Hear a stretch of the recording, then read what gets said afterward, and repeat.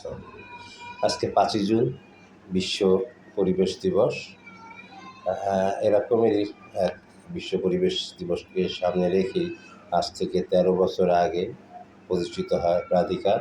প্রাধিকার মূলত আসলে প্রাণীর, বিশেষ করে বন্য প্রাণীর অধিকার নিয়ে তারা আলোচনা করে বা তাদের অধিকার নিয়ে তারা কাজ করে। আমরা অনেক হয়তো মনে করি যে মানুষই অধিকার পায় না, সেখানে প্রাণীর আবার অধিকার।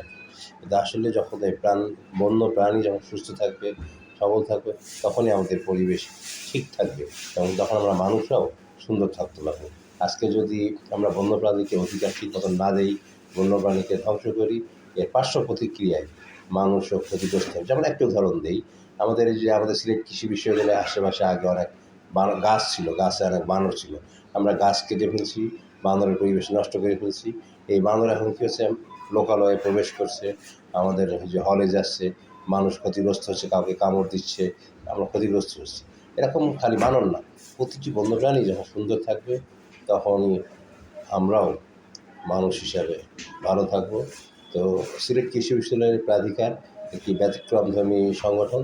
এই প্রাধিকার বাংলাদেশের এখন পর্যন্ত আর অন্য কোনো বিশ্ববিদ্যালয়ই নাই। এটা সিলেট কৃষি বিভাগকে গর্ব। আমি প্রাধিকারের উত্তরোত্তর সাফল্য কামনা করছি।